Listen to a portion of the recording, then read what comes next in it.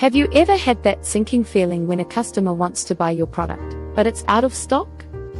Or worse, when your warehouse is full of products that nobody wants, and all you see is money stuck on the shelves? I know that feeling. Early in my career, I worked with a company that seemed successful from the outside. They had big sales, strong marketing, and a loyal customer base. But every month, their bank account was bleeding. Why? Because their inventory was a complete disaster. I'm a financial expert with more than 10 years in the corporate world, and I'm also a certified public accountant. I've worked with companies of all sizes and large corporations, and I can tell you something many people don't realize. Most businesses don't fail because of sales. They fail because of bad inventory management. In this video, I'm going to share not just the theory, but my real experiences.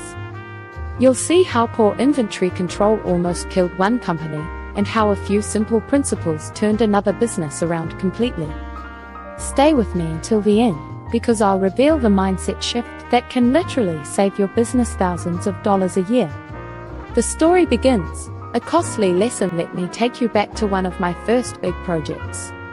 The company I worked with was in retail. Their products were in demand, and every month they pushed sales promotions. On paper, things looked amazing.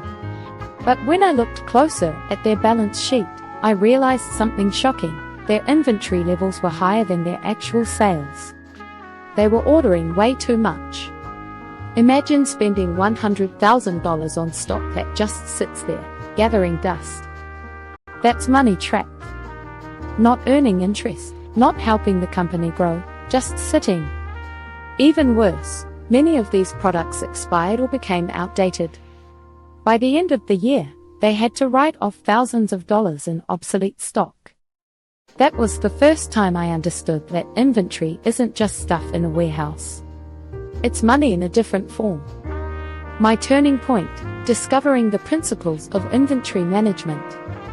After seeing how devastating poor inventory control could be, I made it my mission to understand the principles of inventory management. And let me tell you, when I first encountered the big terms like ABC analysis in Oak, they sounded intimidating.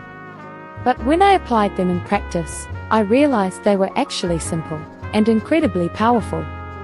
Let me explain these principles in a way you'll never forget. 1. ABC analysis. The 80-20 rule of inventory. I like to compare inventory to the clothes in your closet. Think about it.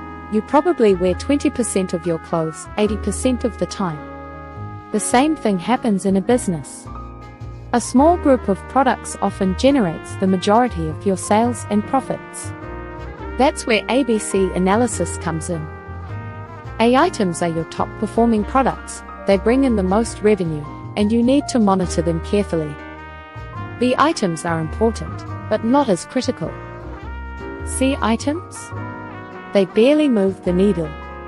One client of mine sold over 1,000 different items.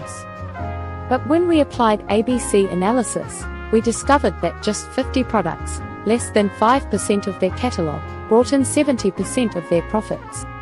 Once they focused on managing those 50 items with precision, their stockouts decreased and their profit margins improved dramatically. 2. Oak, the magic number. The next principle is Oak, economic order quantity. Sounds technical, right? But here's how I explain it. Imagine you're buying milk for your family. If you buy too little, you're always running to the store. If you buy too much, it spoils.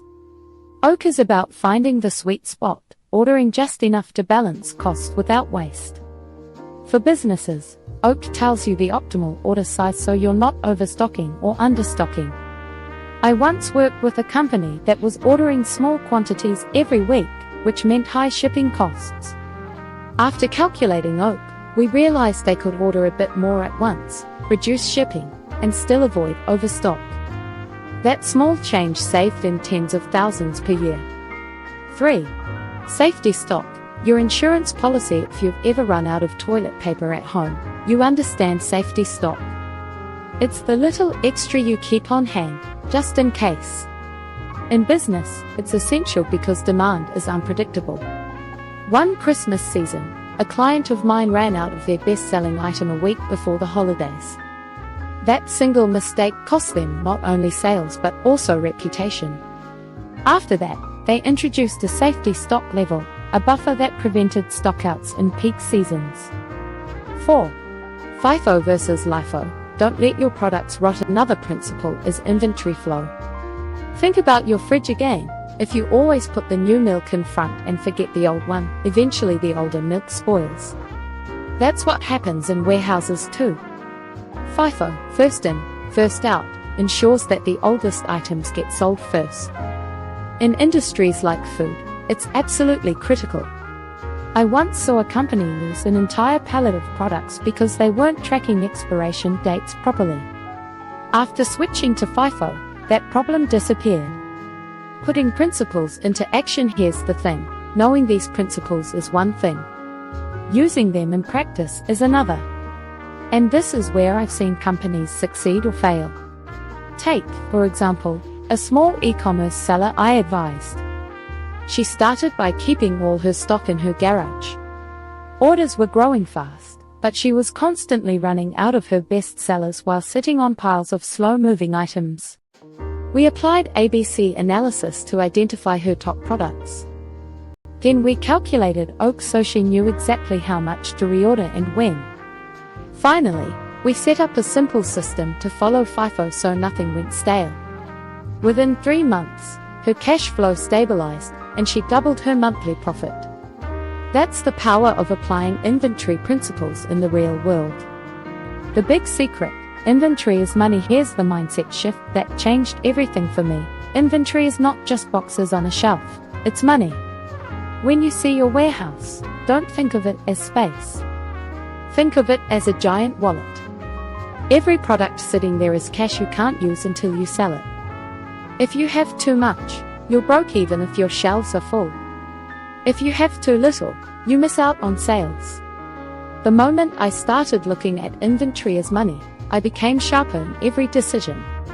Businesses that master this mindset unlock growth, reduce waste, and build resilience.